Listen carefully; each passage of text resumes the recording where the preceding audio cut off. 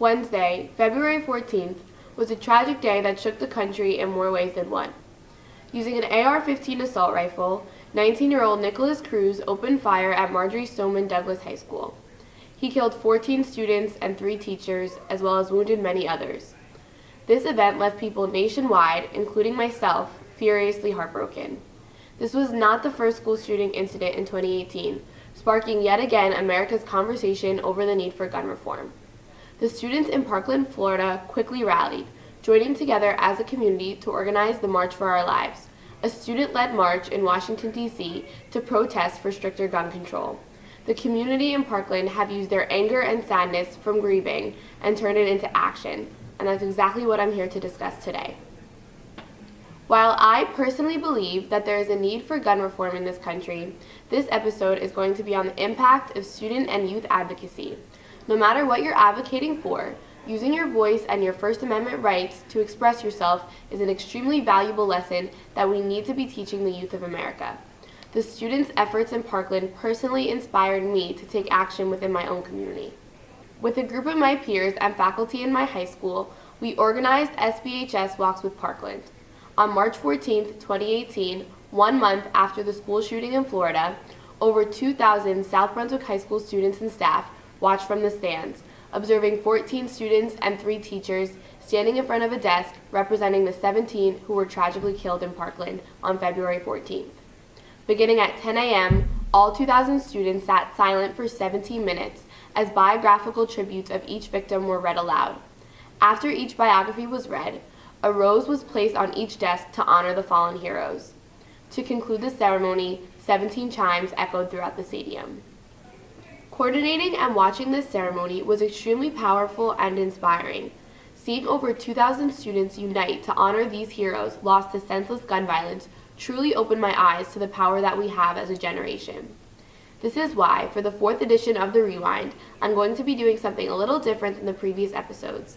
I've invited some of my peers that were on the SBHS Walks with Parkland committee to join me today to discuss the topic of student advocacy, what it means to them, how they stay involved as individuals, and why encouraging others to be an advocate is so important.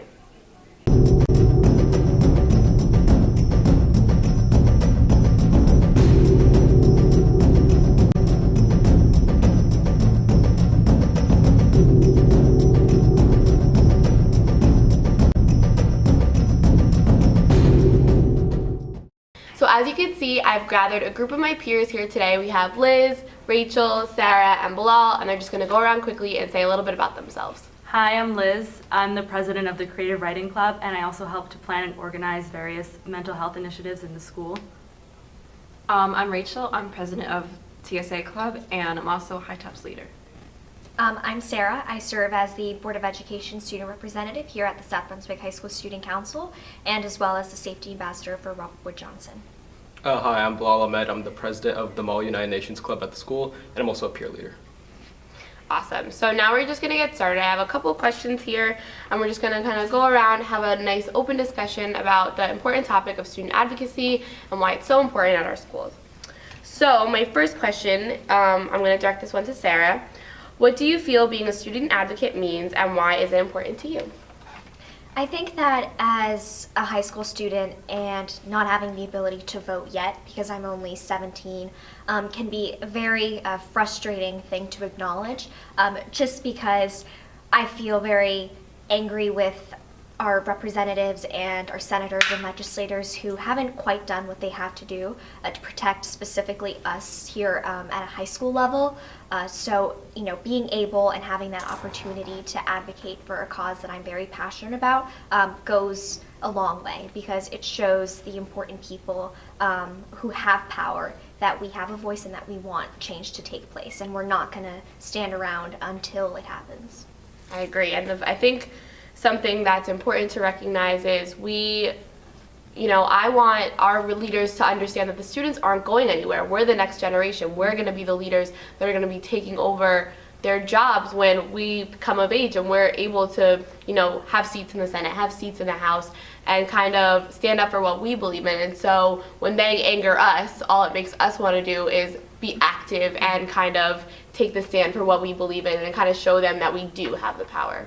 I feel like nowadays, in like the current political system, at least in the United States, it leans far right, and that's usually like older people, more conservative people. So they don't really tend to look at like what the youth are saying, and usually the youth are just not politically active.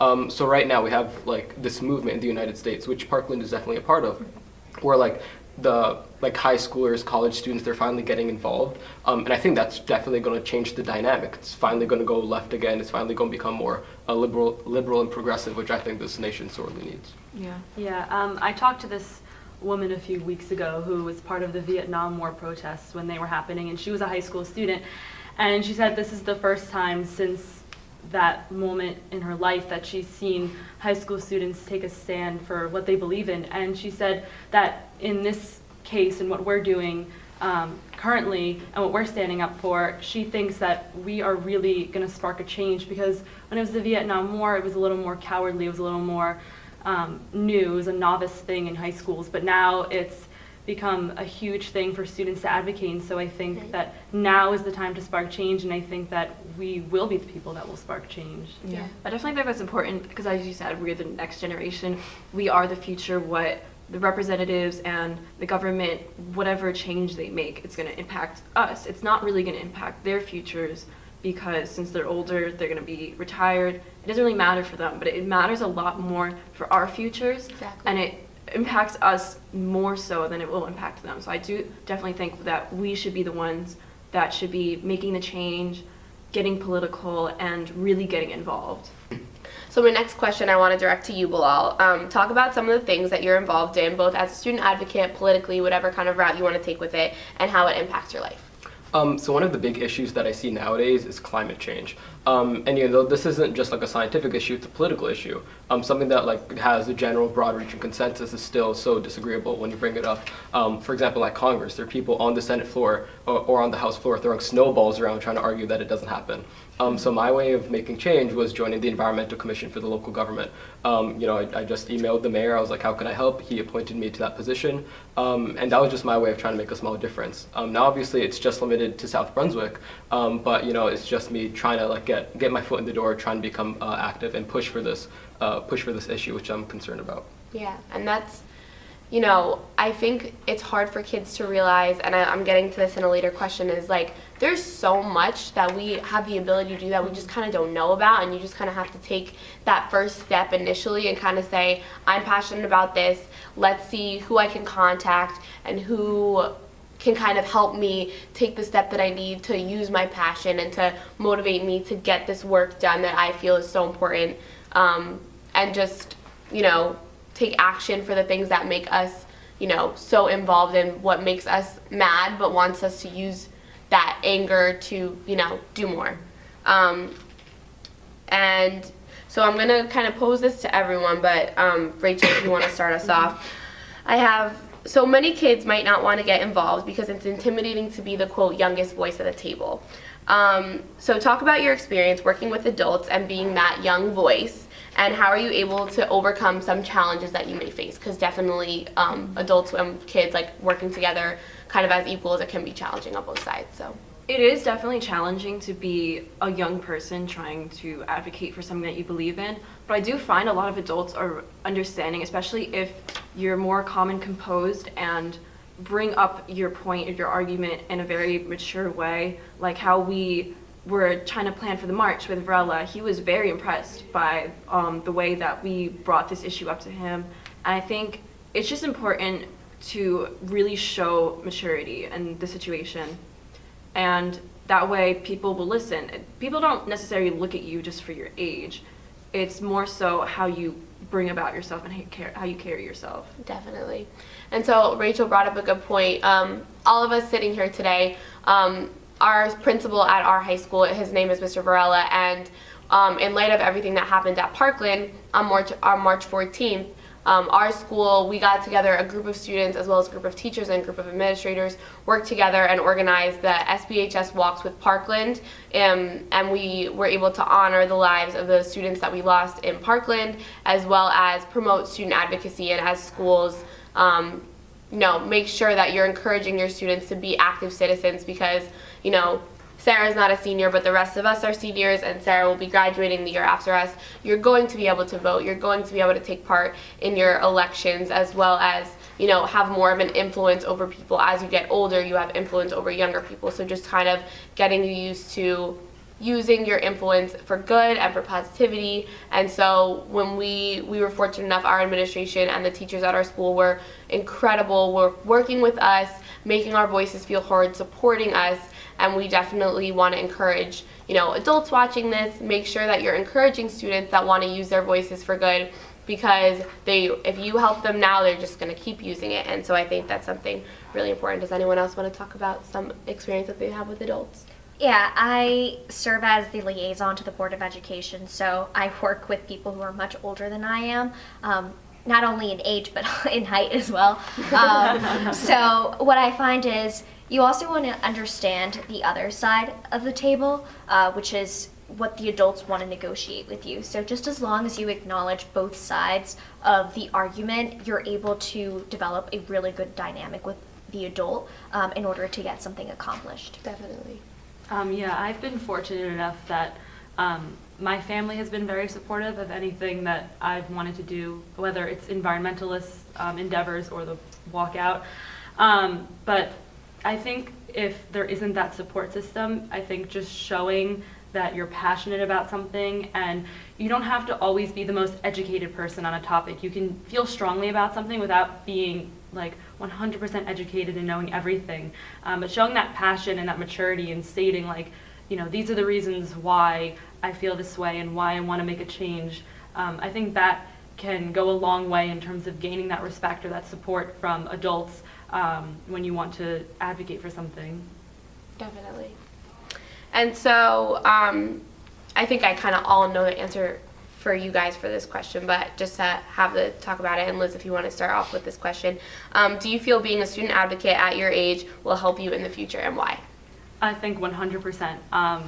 I think being a student advocate, it teaches you a lot of skills. It teaches you maturity. It teaches you people skills. But I also think that it teaches you how to find your own way and your own path, and to be able to have the opportunity to find my own path at only 18 and really find the things that I'm so passionate about is really important, and it's going to help to build character as you grow older, and it's going to help you in terms of, you know, even in a job it can help you. I just think that it matures you in a way that's so important, and it's so important to get involved in your community, because like I said, you don't have to be the most educated person, but if you feel a certain way, 100% get involved, because getting involved is what helps you to grow, and growth is something that's so important. Yeah, and just, you know, kind of recognizing that it's hard to get involved and to be that person that's going to be like, you know what, I am going to take that first step, I am going to do something. It's hard, you're going to face adversity, you're going to face people that are calling you, you know, stupid for trying, and you're just young, so why do you think you're going to be able to make a change? You know,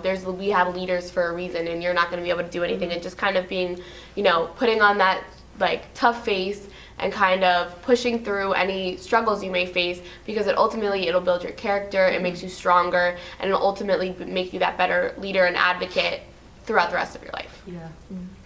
I think leadership is definitely a big one with student advocacy, because while it's just very important to do stuff like get involved in things and make a change, because not only does it make a change in your environment, but it really does develop you as a person, if you said with character change. And I know he's saying like that there's already leaders there, that's why we have them for a reason. We have them for a reason because they took that first step.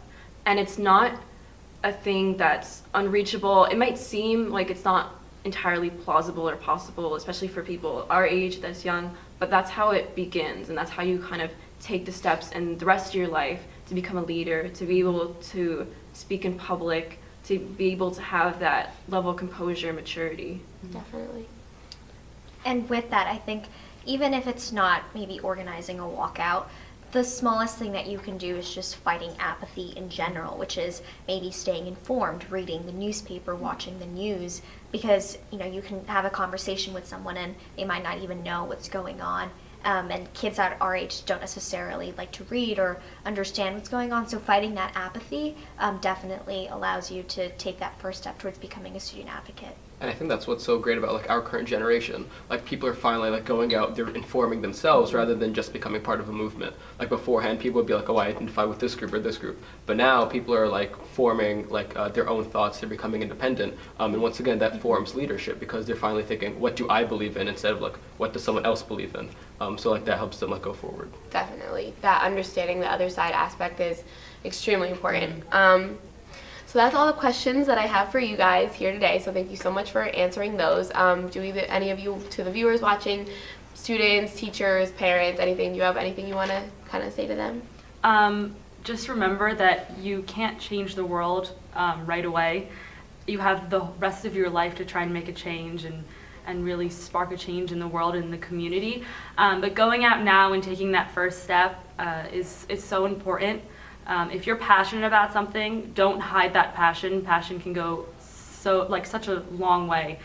So really fight for what you believe in and don't be afraid to speak out. Yeah, even if you're not an advocate or you're not a leader or like natural born leader, it's definitely still important to educate yourself on the topics and to form your own opinions about stuff that you believe in. And if you feel like you're ready to take that first step, students out there, I definitely encourage you to reach out to your representatives, see if you can intern for a congressman or a congresswoman. It's definitely a really rewarding experience, and that'll definitely prepare you for the future ahead. Okay, so first up, I'd just like to commend Jenna, Liz, and Michaela because they were the ones that like actually started the Parkland Committee. So that was really great that they did that at South Brunswick. But you know, besides that, when you first become an advocate, it's obviously going to become uncomfortable at first, right? Like you're going to feel, you might feel like an individual. You might feel like you're being ostracized for what you believe in. But you know, you have to own that. You just kind of like have to go. You have to push through with that, and you know that then you're going to find your way with that.